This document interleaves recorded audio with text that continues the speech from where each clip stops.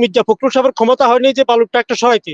খালেদা জিয়ার বাসার সামনে একটা বালুর ট্রাক রেখেছিল, এখন উনি নির্বাচনের জন্য কেন তো হ্যাঁ হ্যাঁ করতেছে? কেন উনি আওয়ামী লীগের নেতা যে উনি নির্বাচন, উনি চিন্তা করতেছেন নির্বাচন করে উনি ক্ষমতা আসবে, ক্ষমতা আসার পর আওয়ামী লীগকে ওনারা দেশে আনবে, এটা কেন করতেছে ওনারা? এটা কেন করতেছে? আমরা কি এখন মির্জা ফখরুলকে আওয়ামী লীগের দালাল বলবো না অন্য কিছু বলবো? আর তাই কেন এগুলো করতেছে? 13 সালে একটা বালুর ট্রাক সরাইতে পারে না বিএনপি, এদের সাথে মিলেমিশে হাসিনা খালেদাকে জেলে রাখছে, তারেক জিয়াকে লন্ডন রাখছে। এখনো এতদিন পরেও তারেক জিয়া দেশে আসতে পারতেছে না কেন? এটার কোনো প্রশ্নের জবাব আছে?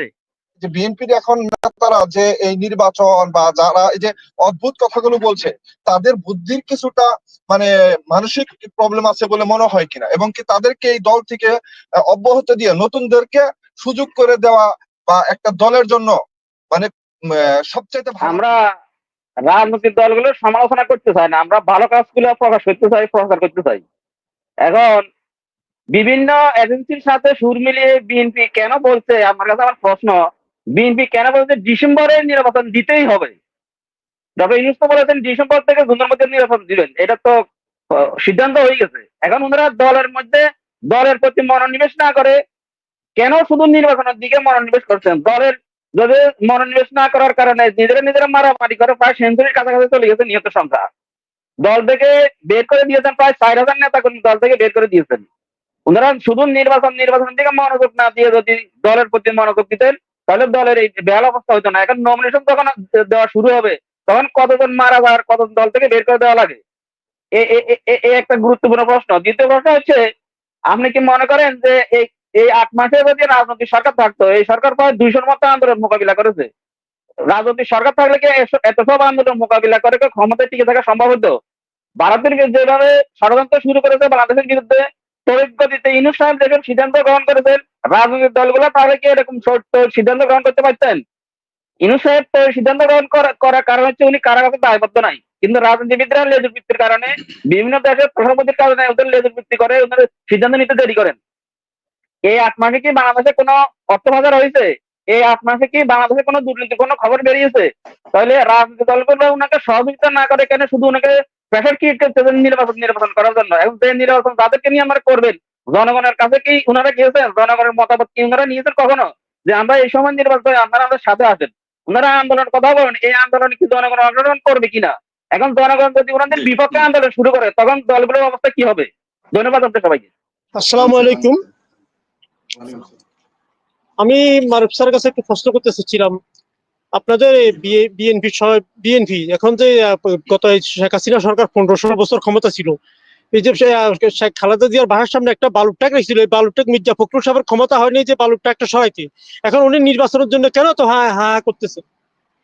কেন উনি আওয়ামী লীগের নেতা যে উনি চিন্তা করতেছেন নির্বাচন করে উনি ক্ষমতা আসবে, ক্ষমতা আসার পর আওয়ামী লীগকে ওনারা দেশে আনবে, এটা কেন করতেছে ওনারা? এটা কেন করতেছে? আমরা কি এখন মির্জা ফখরুলকে আওয়ামী লীগের দালাল বলবো না অন্য কিছু বলবো? আর তাই কেন এগুলো করতেছে? দেশে কেন অশিক্ষিত করতেছে? আমি এটা জানতে চাচ্ছিলাম মারুফ স্যারের কাছে। মির্জা ফখরুল কি আমরা আওয়ামী লীগের দালাল বলতে পারবো কিনা? ধন্যবাদ। যে আমাদের এই সন্তানদের যে জীবন গেল, পঙ্গু হলো হাজার হাজার, আবার বিভিন্ন ভাবে বিভিন্ন কায়দায় সেই ফ্যাসিবাদ ফিরে আসার ষড়যন্ত্র করতেছে। আমরা রাজনৈতিক দলগুলো মিলে বা আমার সবার কাছে আমার প্রশ্ন, একজন বাংলাদেশের প্রথম শ্রেণীর নাগরিক হিসেবে এই ফ্যাসিবাদকে ফিরে আসার যে হুমকি ধামকি দিতেছে প্রচ্ছন্ন, আমরা কিভাবে এদের হাত থেকে বাঁচতে পারি এবং বাংলাদেশের যে 24 সালে জুলাই আগস্টে যে সশস্ত্র বিপ্লব হয়েছে আমাদের সন্তানদের রক্তের বিনিময়ে, এই বিপ্লবকে কিভাবে ধরে রাখতে পারি, বাংলাদেশের উন্নয়নকে ত্বরান্বিত করতে পারি, সবার কাছে আমার প্রশ্ন। ধন্যবাদ। জি, ধন্যবাদ আপনাকে। ইয়াকুব। বিসমিল্লাহির রহমানির রহিম। জি, অসংখ্য ধন্যবাদ এনামুল ভাই, ধন্যবাদ আমার প্রিয় একজন মানুষ মারুফ ভাই। সালাম আলাইকুম। মারুফ ভাই, আমার দলগুলো নিয়ে কয়েকটা প্রশ্ন, দুইটা প্রশ্ন থাকবে। প্রথমত প্রশ্নটা হচ্ছে, একটা দেশের রাজনীতি বলেন বা অর্থনীতি চেঞ্জ করতে গেলে যদি সরকার পরিবর্তনের প্রয়োজন হয়, তাহলে আপনার কাছে আমার জানার ইচ্ছা আছে, এই যে রাজনৈতিক দলগুলোর মধ্যে যে নেতাগুলো আছে তাদেরকে কেন পরিবর্তন করে না? এক। দ্বিতীয়ত হচ্ছে, কারণ আপনারা জানেন যে মানুষের যখন বয়স হয় তখন কিন্তু তাদের বুদ্ধির লোপ পায়। আপনার কি মনে হয় যে বিএনপির এখন নেতারা যে এই নির্বাচন বা যারা এই যে অদ্ভুত কথাগুলো বলছে, তাদের বুদ্ধির কিছুটা মানে মানসিক প্রবলেম আছে বলে মনে হয় কিনা, এবং কি তাদেরকে এই দল থেকে অব্যাহতি দিয়ে নতুনদেরকে সুযোগ করে দেওয়া বা একটা দলের জন্য মানে সবচাইতে ভালো কিনা? কারণ বিএনপি নেতৃবৃন্দরা যেভাবে কথা বলছে বা নির্বাচন বলেন বা তাদের যে ল্যাঙ্গুয়েজ, সেক্ষেত্রে আমার মনে হয়, আপনার কি মনে হয় যে তাদেরকে এই দল থেকে বর্তমানে অব্যাহতি দিয়ে তাদের যে পরবর্তী প্রজন্ম আছে তাদেরকে সুযোগ দেওয়া দরকার বা তাদের প্রয়োজন আছে বলে আপনি মনে করেন? এই দুইটা প্রশ্ন উত্তর দিয়ে যাবে। জি, ধন্যবাদ আপনাকে। মামুন, মামুন সাহেব আনমিউট করেন, প্রশ্ন থাকলে বলেন। মামুন সাহেব, মাইকটা মিউট আছে আপনার। আমি আমার এখান থেকে, হ্যাঁ শোনা যায়? জি বলেন, জি, এখন বলেন। জি, শুনতে পাচ্ছি। ধন্যবাদ জনাব সঞ্চালক এবং আমার অত্যন্ত প্রিয় ক্যাপ্টেন মারুফ রাজু ভাই। আমি ওনার অনেক শুনছি আলাপ আলোচনা। আমি মস্কো থেকে বলছি, রাশিয়া থেকে। আমি প্রথমবার আপনার আহ, অনুষ্ঠানে জয়েন করতে পারছি, তার জন্য অনেক ধন্যবাদ আপনাকে। আমার মনে আছে যখন বিগত স্বৈরাচার শেখ হাসিনার নিপীড়নের সময় মারুফ ভাই সবসময় অনেক বলিষ্ঠ কণ্ঠে বক্তৃতা রাখতেন এবং ওনার এই কথাগুলি আমি খুব মনোযোগ দিয়ে শুনতাম। তো উনি সবসময় সত্যের পক্ষে ছিলেন, এখনো আছেন। এই জন্য আপনাদের অনেক অনেক সালাম জানাচ্ছি মারুফ ভাই। আমার ওনার কাছে একটা প্রশ্ন। এই এখন এই যে বিএনপির আমরা সবাই সমালোচনা করতেছি, অবশ্য সমালোচনার যোগ্য। তো আপনার কাছে কি মনে হচ্ছে না যে ইউটিউবেতে বা সোশ্যাল মিডিয়া বা ফেসবুকে এই সমালোচনাটা একটু অতিরিক্ত হয়ে যাচ্ছে, বেশি হয়ে যাচ্ছে, ওদিকে ফোকাস করা হচ্ছে এবং এই ফোকাসের সুযোগটা ফ্যাসিবাদী শক্তি কাজে লাগাচ্ছে বা কাজে লাগাইতে পারে? এই ব্যাপারে আপনি কি বলেন? আমি এই সম্বন্ধে আপনার একটু বিস্তারিত শুনতে চাচ্ছিলাম যে জি, should we be tactful in criticising? কারণ আমি মনে করি যে আমরা ফ্যাসিবাদ এক পাল্লায় এবং নন ফ্যাসিবাদ আরেক পাল্লায়। তো আমরা যারা আর কি ফ্যাসিবাদের এগেনস্টে, আমাদের মধ্যে তো ভুল ত্রুটি সমালোচনা এটা থাকতেই পারে। তো can we take it as a criticise but not enmity?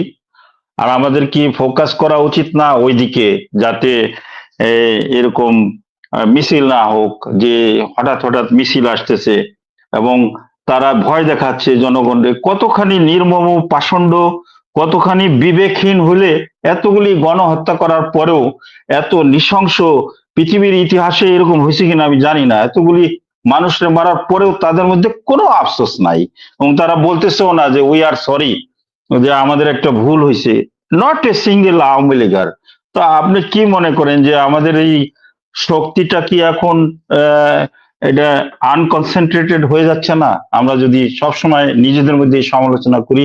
এটার সম্বন্ধে আমি জানতে চাইছিলাম আপনার কাছ থেকে। অনেক ধন্যবাদ, থ্যাংক ইউ। স্যার ভালো আছেন নি? যে আমার প্রশ্নটা হলো এটাই, যে আওয়ামী লীগ যে রাজপথে আন্দোলন করে, এটা আমরা কিভাবে বিরোধিতা করবো আওয়ামী লীগের? আপনি এটার একটু উত্তর দিবেন। এটা বিরোধিতা করার কোনো সুযোগ আছে কিনা? আওয়ামী লীগ তো এখনো বৈধ রাজনৈতিক দল, তাদেরকে তো ব্যান করা হয় নাই। তো তারা তো স্বাভাবিক রাস্তায় নামবে। আর রাস্তা নামা কি তাদের কি অপরাধ? এখন আমার প্রশ্নটা হইলো যে তারা যে রাস্তা নামে এবং স্বরাষ্ট্র উপদেষ্টা নির্দেশ দিচ্ছে পুলিশদেরকে, এটা তো বেআইনি নির্দেশ। কেন তাদেরকে রাস্তায় অ্যারেস্ট করা হবে? তারা তো বৈধ রাজনৈতিক দল। এখন কেন তারা বৈধ রাজনৈতিক দল এখনো বসে রয়েছে, এটার জন্য দায়ী কি? এখন গোড়া আসতে হবে আমাদের। এটার জন্য তো এক নম্বরে প্রথম কথা হইলো, যেদিন থেকে আওয়ামী লীগকে ব্যান করার কথা উঠছিল, ওই দিন থেকে দেখা গেছে বিএনপি আওয়ামী লীগকে ব্যান করতো না, প্রেসিডেন্ট সুপ্পুকে সরাইতো না। সংবিধানে যে ৩১-৩২ দফা আগে বিএনপি দলীয়ভাবে দিছিল, ওটাতে এখন তারা নাই। তাহলে এখন আওয়ামী লীগ এই ফেসিবাদকে যে রাস্তা উঠাইতেছে, কারা উঠাইতেছে? যারা অতীতে আমরা দেখছি যাদের কোনো ব্যাংকের হিসাব নেওয়া হয় নাই, যাদের বিভিন্ন ব্যবসা বাণিজ্যের কোনো হিসাব নেওয়া হয় নাই, হস্তক্ষেপ করা হয় নাই, তারা আজকে আওয়ামী লীগকে মাঠে উঠাইতেছে। এটার জন্য দায়ী কি? এটার জন্য দায়ী কি এদেশের সাধারণ জনগণ? এদেশের যারা আন্দোলন করছে, যারা নিহত হয়েছে তারা? এখন তো আমার মনে হয় যারা আন্দোলন করে জীবনে হারাইছে তারা এটার জন্য দায়ী। কারণ 13 সালে একটা বালুর ট্রাক সরাইতে পারে নাই বিএনপি। এদের সাথে মিলেমিশে খালেদাকে জেলে রাখছে, তারেক জিয়াকে লন্ডন রাখছে। এখনো এতদিন পরেও তারেক জিয়া দেশে আসতে পারতেছে না কেন? এটার কোনো প্রশ্নের জবাব আছে? একমাত্র এই মির্জা একসাথেই এবং যারা হাসিনার দোষর ছিল তারাই আজকে এই আওয়ামী লীগকে মাঠে নামাইতেছে। এখন জি, আমাদের ধন্যবাদ। কথা হইলো এই কথা, ধন্যবাদ। আমরা যারা ভাই, আমার একটা কথা, আমি আসলে জিয়া রহমানের আমল থেকে বিএমপি করতাম। আমি 91 সালে আসার 91 থেকে আমি বিএমপি থেকে সরে যাই, আমি এখন জামাত ইসলাম করি। বাস্তবতা যেটা। কিন্তু বাস্তবতা হইলো যে আমি একজন জামাতের রোকন। কিন্তু বাস্তবতা হইলো এই কথা যে যেখানে সরকার ডক্টর ইউনূসকে সহযোগিতা করব, ওইখানে সহযোগিতা না করে ওইখানে তারা আন্দোলনে নামবো। পুলিশের কি আসামিদের কি করে এত সাহস হয় তারা আপনার আদালতের সামনে আপনার পুলিশের গায়ে হাত দেয়? এগুলো সাবাস কই থেকে পায় ভাই? জমাতের জমাতের আমির সহকারে যাদেরকে ফাঁসি দেওয়া হয়েছে তাদেরকে তো মানে আপনার এক বিন্দু পরিমাণও কোন রকম ছাড় দেওয়া হয় নাই। এখন এদেরকে ছাড় দেওয়ার পিছনে তো বিএমপি দায়ী। এটা নিয়ে আপনি কি বলবেন? একটু বলবেন ভাই।